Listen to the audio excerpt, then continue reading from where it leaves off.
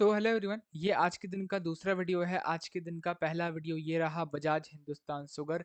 अगर आपने इस वीडियो को नहीं देखा है सो आई बटन पे आप जा करके इस वीडियो को देख सकते हो। एंड वीडियो के एंड स्क्रीन में मैं कार्ड प्रोवाइड कर दूंगा, वहां से भी आप इस वीडियो को जा करके देख सकते हो।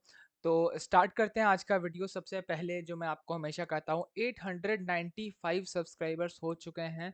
900 सब्सक्राइबर्स का टारगेट है, सिर्फ और सिर्फ 5 सब्सक्राइबर्स बाकी है। सब्सक्राइब करो चैनल को एंड बेल आइकन प्रेस करके डेफिनेटली ऑल पे सेट कर देना। इस वीडियो में हम बात करने वाले हैं कमेंट रिक्वेस्ट के बारे में। तो वो कमेंट रिक्वेस्ट क्या है? तो अगर आपको किसी भी स्टॉक में कोई डाउट है, जस्ट आप कमेंट कर सकते हो एंड हमें बता सकते हो। फॉर एन एग्जांपल, कोई अगर आपका एक्स वाई जेड स्टॉक है, आप लिख सकते हो एक्स वाई जेड स्टॉक है, इसमें मुझे डाउट है। आपको अगर टेक्निकल जानना है वो लिख सकते हो, इसका मुझे डिटेल्ड वीडियो चाहिए टेक्निकल एनालिसिस पर।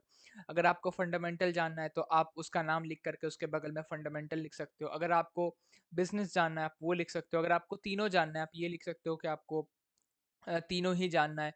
या फिर आपको डिटेल्ड वीडियो चाहिए तो वो लिख सकते हो। मतलब जो आपको चाहिए आप वो लिखो। कोई अगर यूनिक डाउट है वो भी लिखो। बट हाँ, मैं ये चीज़ कहूँगा यार, कुछ लोग लिखते नहीं है, कुछ कमेंट्स आते हैं जिसमें कुछ नहीं लिखा हुआ रहता है, तो वो चीज़ आप मत करो। आगे पीछे कुछ लिखो तो इससे मुझे समझ में आता है कि एक्चुअली जानना क्या है आपको और मुझे बताना क्या है। आप समझ रहे हो? खैर, स्टार्ट करते हैं। आज का कॉमेंट आप देख सकते हो। इन्होंने लिखा है कि पीटीसी इंडस्ट्रीज, ये स्टॉक का नाम है। ये डिफेंस स्पेस की कंपनी है, मतलब डिफेंस में काम करती है। उसके साथ चंद्रयान 3, आपको पता होगा, एक बहुत बड़ा सक्सेस है इंडिया के लिए। चंद्रयान 3 जो कि साउथ में गया हुआ है मून के, उसके लिए पार्ट्स बनाए थे इस कंपनी ने।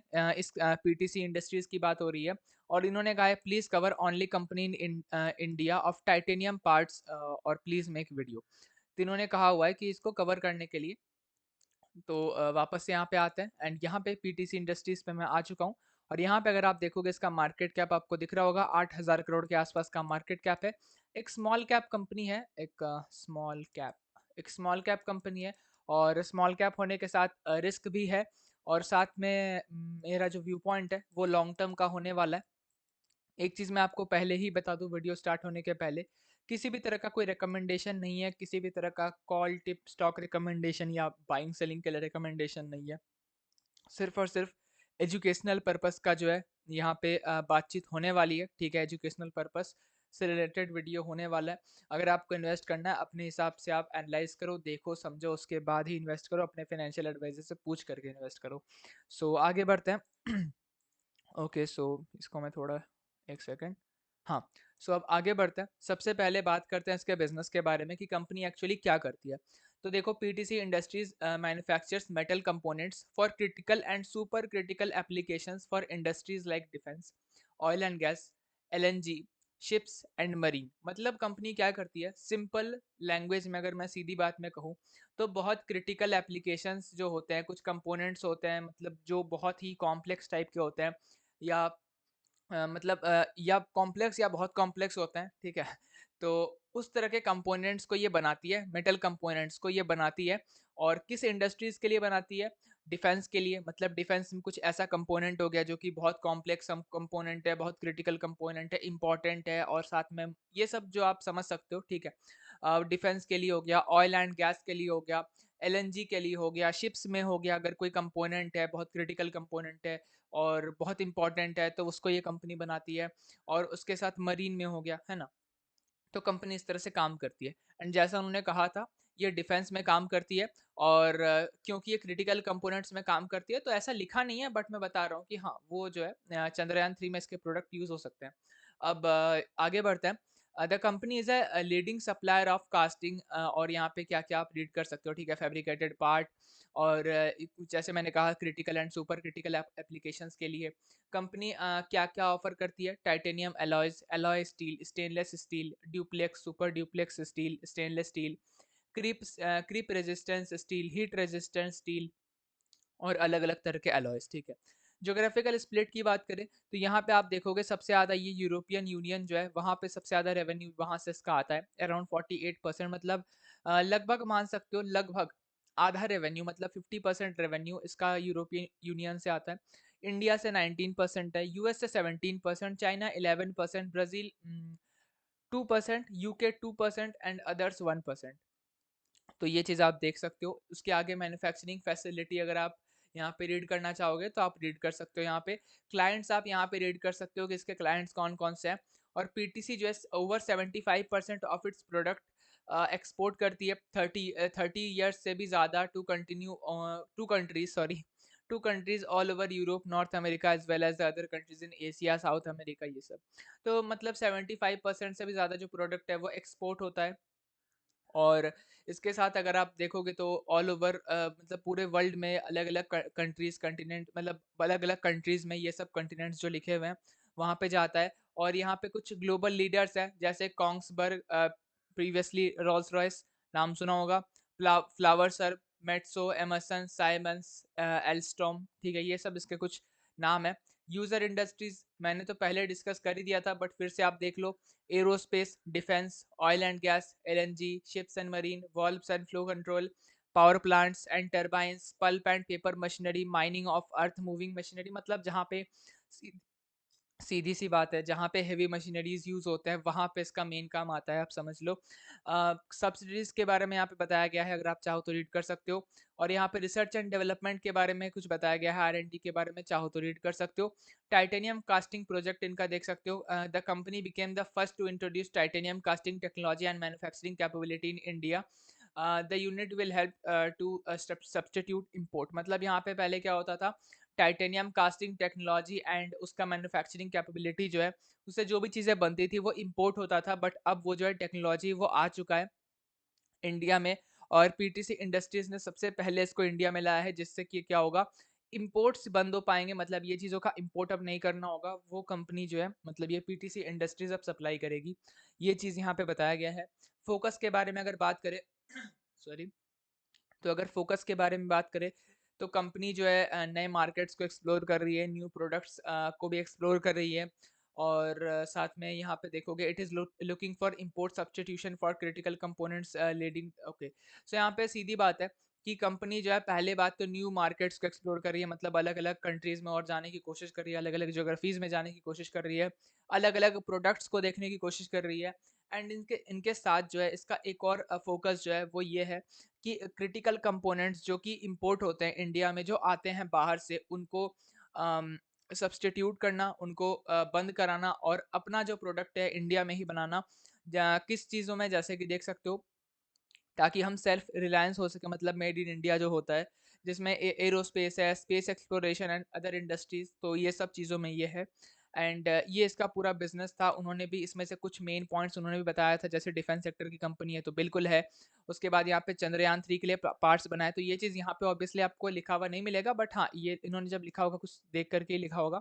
और इसके साथ only company in India of titanium parts, तो यहाँ पे ओनली नहीं लिखा था, लेकिन फर्स्ट इन इंडिया था। अभी अगर सेकंड स्टार्ट हो जाएगा तो कोई दिक्कत भी नहीं है, लेकिन हाँ, पहली कंपनी ये है। और खैर, ये सब चीज़ें तो हो गई। अब एक बात ये आता है कि एक पॉइंट यहाँ पे जो है मैं बताना चाहूँगा कि यहाँ पे बिजनेस तो आपने देख लिया कि हाँ, कंपनी ये काम करती है, वो काम करती है, ठीक है। और यहाँ पे अगर फंडामेंटल्स अच्छे नहीं हुए, मैं बता रहा हूँ जस्ट एज ऑफ थोड़ा सा आउट ऑफ द टॉपिक ही कह सकते हो, बट मैं बता रहा हूँ कि यहाँ पे अगर ये जो है, जैसे मान लो एग्जाम्पल के लिए चंद्रयान 3 के पार्ट्स इसने कुछ सप्लाई करे होंगे। उसके बाद चंद्रयान 3 के बाद आपको शायद पता होगा कि और भी यहाँ पे जो है कुछ मिशन होने वाले हैं। फिर 1-2 साल में यहाँ पे जो है इंसान भी जो है जाएगा स्पेस क्राफ्ट से और मून पे जाएगा इंडिया से, और ये सब चीज़ें भी चलेंगी, तो हो सकता है उसमें भी आगे सप्लाई करे। बट बात ये है कि एट द एंड मार्केट को नंबर्स ही चाहिए, ठीक है। मार्केट में कुछ भी आप कर लो, आप कुछ भी काम करते हो, उनको चाहिए नंबर्स, उनको चाहिए प्रॉफिट, टॉप लाइन चाहिए, बॉटम लाइन चाहिए, ग्रोथ चाहिए, ठीक है। ईपीएस ग्रोथ चाहिए, सेल्स ग्रोथ चाहिए, सब कुछ चाहिए, ठीक है।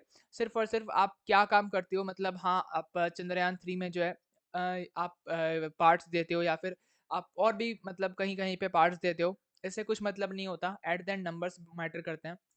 तो ये चीज़ मैंने बता दिया। और क्वार्टर्स के बारे में बात करें तो यहाँ पे मैं सबसे पहले कंसोलिडेटेड में एक बार कर लेता हूँ, ओके। सो अगर आप देखोगे तो मैंने कंसोलिडेटेड में कर लिया है। एंड जून 22 एंड जून 23 के बारे में बातचीत करने वाले हैं। 46 से 72 सेल्स इंक्रीज हुआ है। ऑपरेटिंग प्रॉफिट 11 से 20 हो चुका है, डबल से थोड़ा कम है, बट हाँ, डबल बोल सकते हो। उसके साथ अगर आप प्रॉफिट बिफोर टैक्स देखोगे तो 4 से 15 हो चुका है, लगभग 4 गुना आप कह सकते हो। और नेट प्रॉफिट जो है वो 3 से 11 हो चुका है लगभग। यहाँ पे भी आप लगभग 4 गुना कह सकते हो। ईपीएस भी जो है वो लगभग 4 गुना हो चुका है। तो ओवरऑल रिजल्ट काफ़ी अच्छा रहा है इस बार।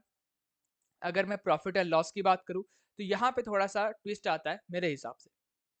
अब अगर आप देखोगे तो 2013 से डेटा अवेलेबल है, ठीक है। तो 2013 से अगर आप सेल्स देखोगे 138, 119, 101, 96, 99, 73, 163। अगर आप देखोगे 2013 के बाद ये जो पूरा यहाँ तक जो था, ठीक है, यहाँ पे क्या हुआ उसके बाद डिक्रीज ही होता गया, ठीक है। मतलब यहाँ पे आप देखोगे तो सिर्फ और सिर्फ ये जो है डिक्रीज हुआ है, यहाँ से यहाँ पे डिक्रीज हुआ, डिक्रीज हुआ, डिक्रीज हुआ, फिर यहाँ पे हल्का सा इंक्रीज हुआ था, लेकिन फिर जो है डिक्रीज हो गया। तो यहाँ पे आप कह सकते हो 6 साल सिर्फ और सिर्फ ये फंसा हुआ रहा, कोई परफॉर्मेंस इसने दिखाया ही नहीं। उसके बाद 2021 से इसने जो है थोड़ा परफॉर्मेंस दिखाना स्टार्ट किया। 163, 179, 219, यहाँ से इसने जो है परफॉर्मेंस दिखाना स्टार्ट किया। सेम अगर आप यहाँ पे आ जाओगे नेट प्रॉफिट में तो देखो 8, 6, 6, 6, मतलब 4 साल तो 6 6 ही चल गया। उसके बाद 2, फिर 4, मतलब यहाँ पे अगर आप देखोगे तो ये एक ही जगह पे फंसा हुआ रहा, 4, 6, 8 इसी तरह से इसी नंबर्स में ये फंसा हुआ रहा, घूमता फिरता रहा। उसके बाद क्या हुआ 2022 से जो है यहाँ पे प्रॉफिट बढ़ने स्टार्ट हुए, 13, 26, अभी जो है 34 टीटीएम का है, बट जो भी है यहाँ पे जो है प्रॉफिट्स के नंबर अब आने स्टार्ट हुए हैं। मतलब कंपनी पहले कुछ भी नहीं करती थी और अब जो है कंपनी अच्छा करने लगी है। तो कंपनी अच्छा करने लगी है यहाँ, अच्छी बात है ये। बट हाँ, अगर आप नंबर्स देखोगे तो आपको समझ में आएगा। देखो 10 साल का 5%, क्यों? क्योंकि कंपनी बिल्कुल अच्छा नहीं परफॉर्म कर रही थी। 3 साल का देखो 44% है, टीटीएम का देखो 36% है, क्यों? क्योंकि रिसेंटली ही कंपनी अच्छा परफॉर्म करना स्टार्ट की है। तो अगर आप इन नंबर्स को देखते हो तो ये नंबर्स बहुत अच्छे हैं, ठीक है, बहुत ही अच्छे नंबर्स है।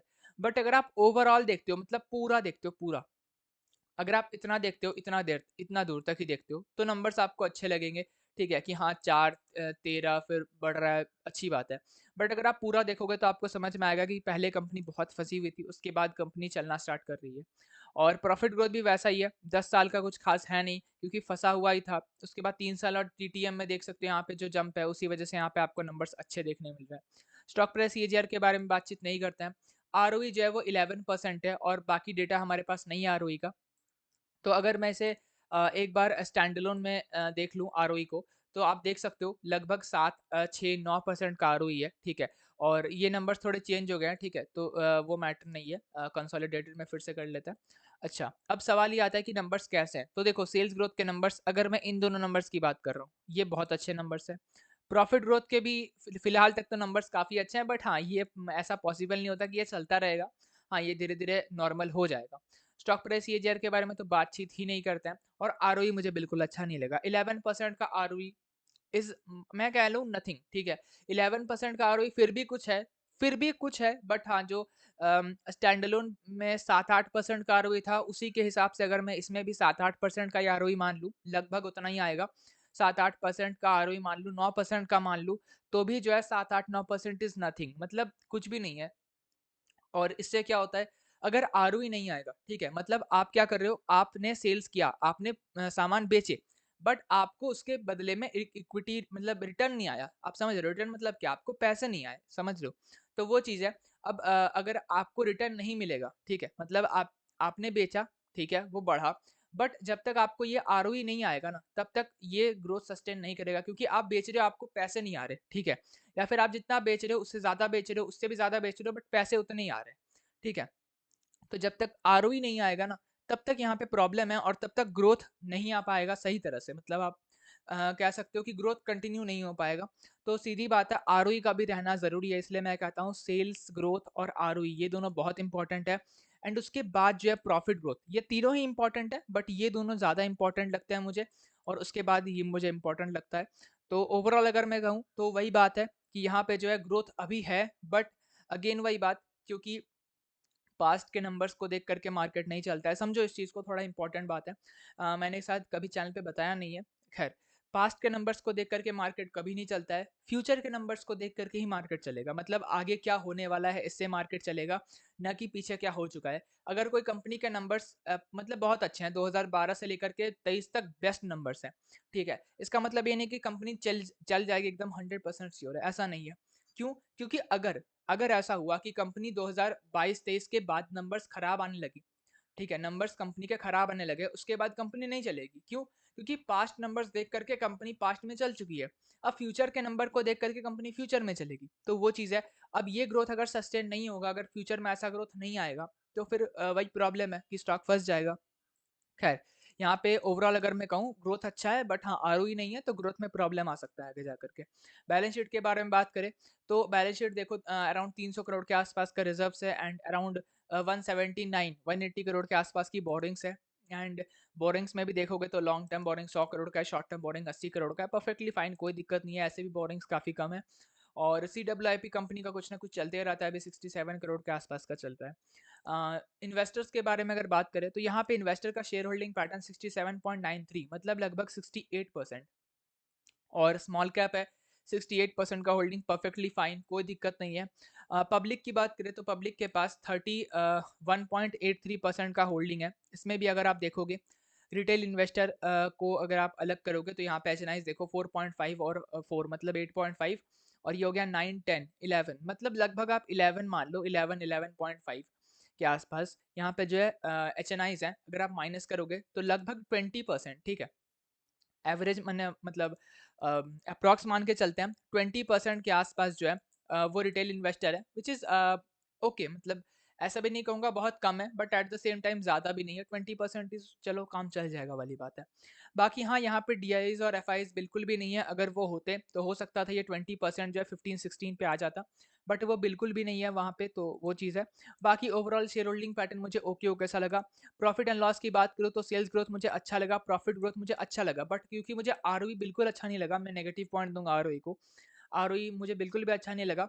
तो वही चीज़ है कि ग्रोथ सस्टेन करेगा या नहीं करेगा, इसमें मुझे प्रॉब्लम आ रहा है। ग्रोथ अगर सस्टेन नहीं करेगा, अगर ये 36% सस्टेन मतलब क्या, अगर ये 36% भी नहीं, मान के चलो 30%, 25% ऐसे अगर ग्रोथ सस्टेन नहीं किया, अगर इस परसेंटेज में ग्रोथ नहीं हुआ, अगर ग्रोथ वापस से 10 12 15 ऐसे आ गया, तो फिर वही चीज़ है। और फिर जो है आपको स्टॉक प्राइस में मूवमेंट बहुत ही कम देखने मिलेगा।